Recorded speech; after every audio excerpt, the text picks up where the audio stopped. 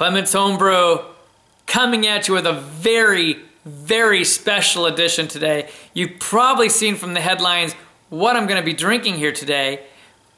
But why? The key is why. Well, today is December 16th, first of all. It's Christian's birthday. He's not available to come over.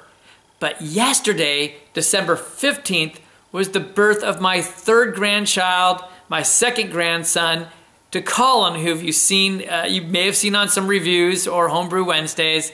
And he and his wife Heather just had a little boy yesterday. His name is Elijah Cole Clements. So we've got another proud Clements line that has come along. Very excited about that. We had the other grandson, Cameron, overnight here last night. So tonight I'm celebrating because I have the time to do it. And I thought I needed a big beer to celebrate. Well, why not do a homebrew? That's the way to do it.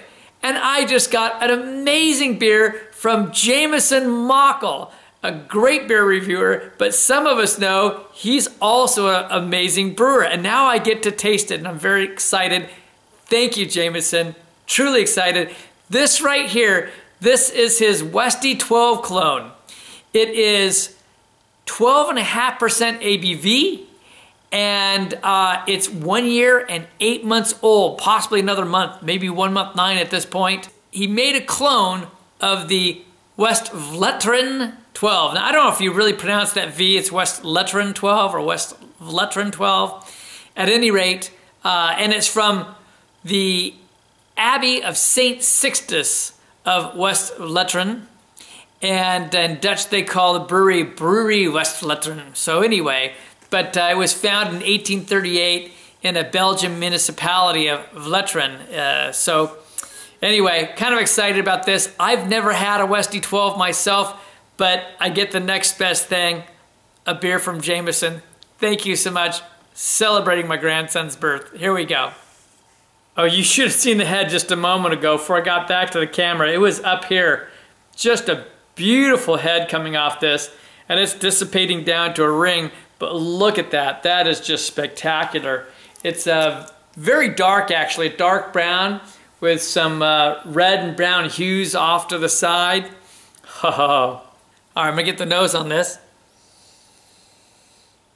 Oh, that's nice. Immediately, I can tell the candy sugar's in there, but immediately I get like some raisin, and I get some prune, and I get some plum on that. Oh man, a small swirl, and I got even way more aromas. Oh, and look at the head that built up with a small swirl. So we know it's well carbonated.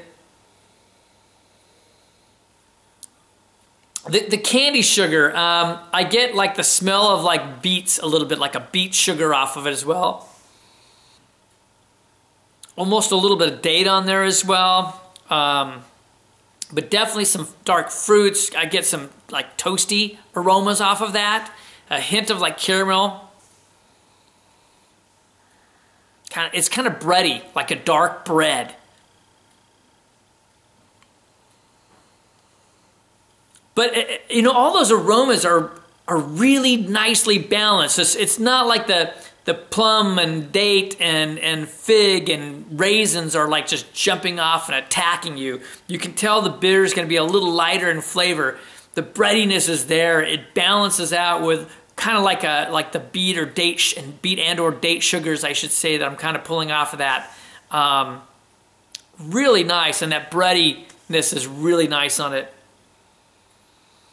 And you just get that nice sweetness. You know, it's like you get a bit of the Belgian yeastiness on it, which is great, but you also get that nice candy sugar on there too. It smells delightful. So cheers, here we go.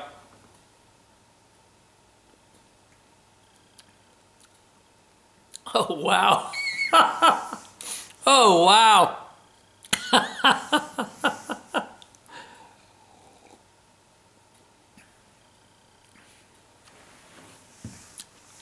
Bravo, Jamison.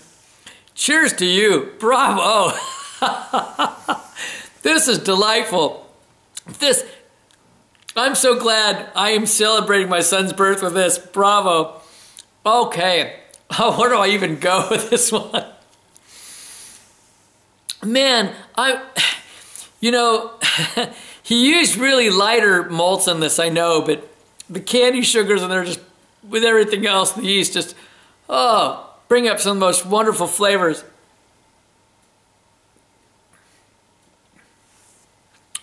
There are just, the mouth feels medium, on the light side of medium, but it's like, but it's still coating my mouth really, really well. Thoroughly coating my mouth. And there's good carbonation on this, mind you, but it's just full, deep flavors on this. Almost don't know where to begin.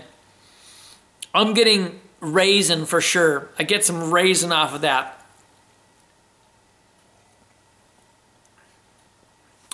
I get some like dark bread on there. You definitely, of course, the candy sugars have made it very sweet. Not overtly sweet by any means. For the body, that's the sweetest you'd want it, and it's really nice.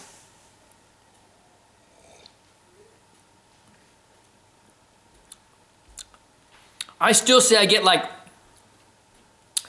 date sugars on that. And some like the beet sugars. I think they made beet sugars more when I was young. But deep, deep flavors. I mean, it's like candied plums and candied raisin. You know, candied prunes a little bit, but more, I almost say more of the plum and the raisin aspect together. You get like some burnt sugars on it, almost. Makes me think of like some burnt sugars, maybe dark sugars. Like I think of candied, almost like a hint of like a brandy raisin and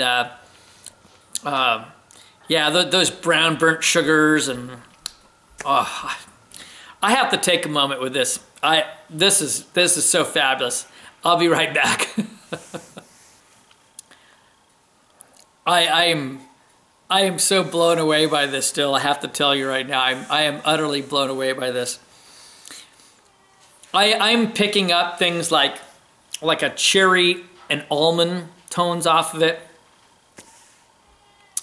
Some aspects of it make me think a little bit of like a brandy, or what I love, a cognac.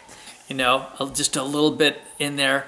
I'm fond of cognac, and the almond cherry-esque piece in there. I mean, it's just part of the whole big equation. It makes me think of like Amaretto. I remember as a kid, my dad had a bottle that was hidden underneath the bathroom sink when I was a little guy. Well, yeah. I won't say how little. Anyway, I remember sneaking sips of that. It was amazing. Oh man, this is like so complex. I can't, it's hard for me to impart to you how rich the flavors are at this level of mouthfeel and everything. As far as the alcohol goes, at 12.5%, still though, I say it is so masked, totally masked.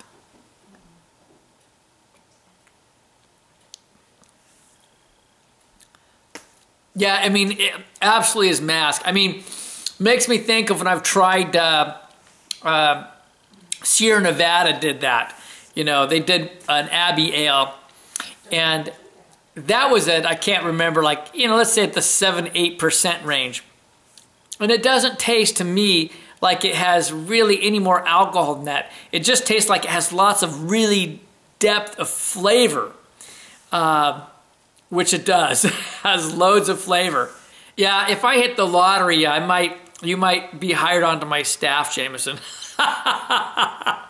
to open a brewery, because I'll tell you what, you did an incredible job. Early on, I used to rate home brews, and I don't like rating home brews, but it would be simple for me to say this is an A beer and not have any problem saying that. And because I really rate things more on a commercial level, which I think is how people want to be rated. But you know, this is an easy A for me.